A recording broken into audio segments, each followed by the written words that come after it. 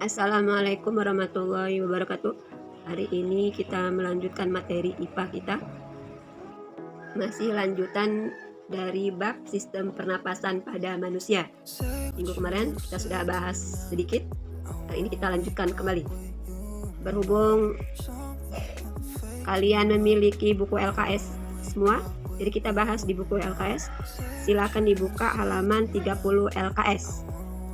Seperti biasa, sebelum memulai, kita melafazkan basmalah terlebih dahulu agar mendapatkan keberkahan.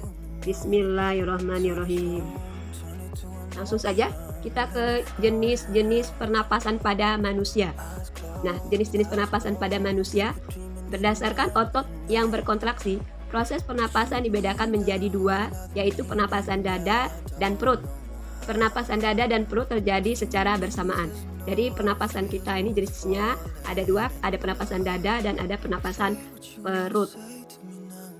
Pernapasan dada adalah pernapasan yang melibatkan otot antar tulang rusuk.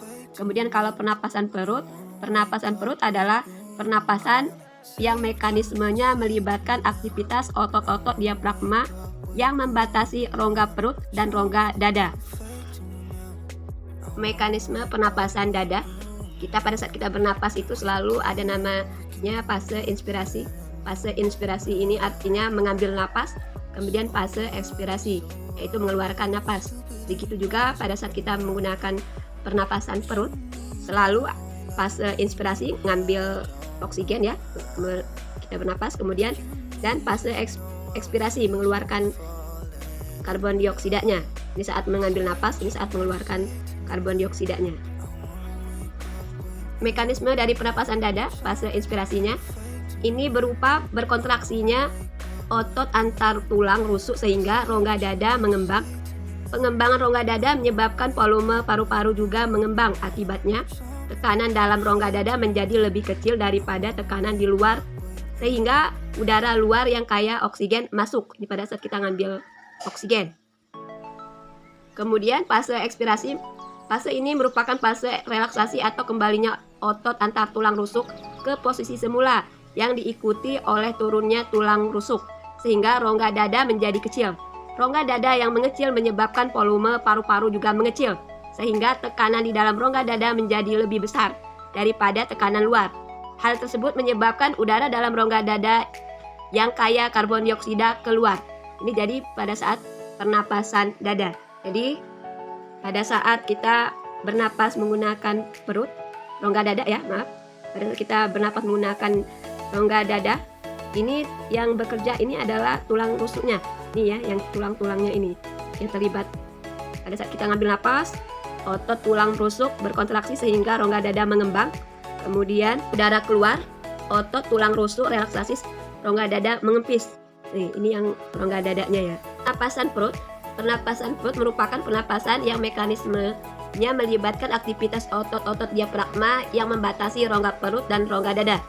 Saat rongga perut ini, pernapasan perut, yang dilibatkannya ini adalah diafragma yang ini ya, yang membatasi paru-paru dengan yang ke bawahnya, ini namanya diafragma yang ini.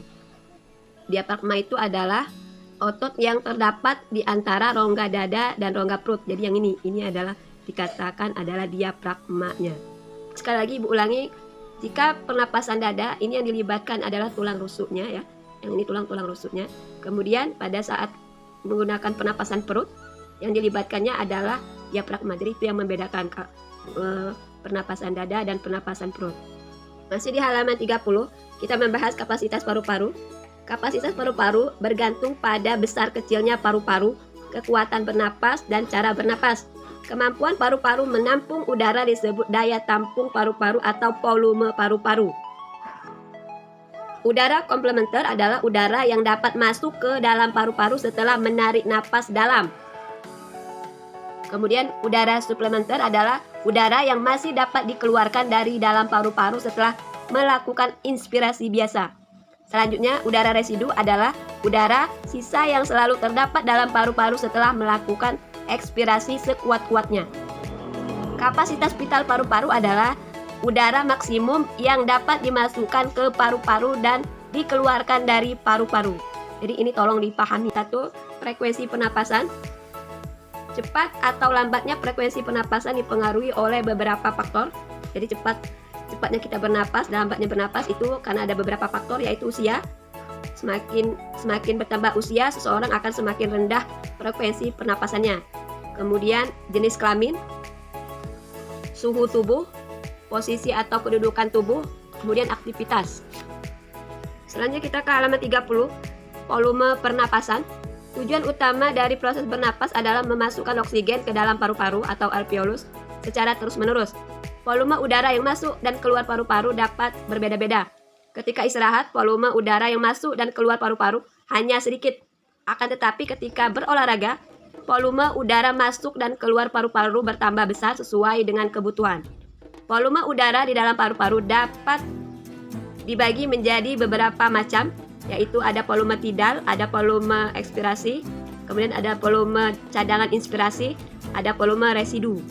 Jadi kalau volume tidalnya nih, V ya, V ini berjumlah 500 ml, kemudian volume cadangan ekspirasi, ERV 1500 ml, kemudian volume cadangan inspirasi, IRV 1500 ml, volume residu, RV itu sebesar 1000 ml.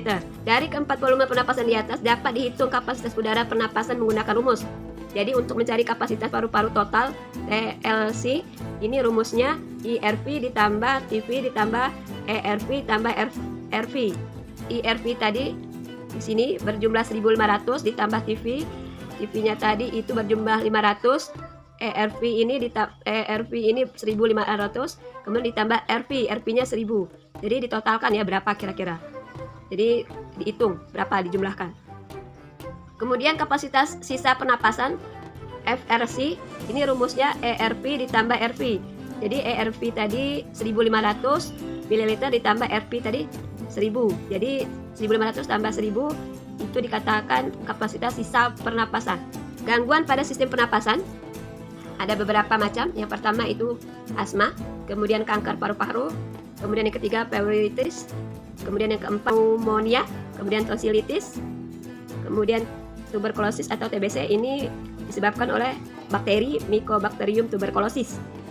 Dan gangguan pada sistem pernapasan berikutnya adalah rinitis, asfiksi, bronkitis, emfisema. Itu adalah gangguan pada sistem pernapasan. Jadi biasanya yang ditanya di situ adalah penyebabnya apa saja. Contoh TBC tadi apa penyebabnya? Itu adalah bakteri Mycobacterium tuberculosis. Atau gangguan pernapasan kita, penyakitnya ada namanya influenza. Gambar situ contoh dari virus influenzanya ya yang menyebabkan kita flu.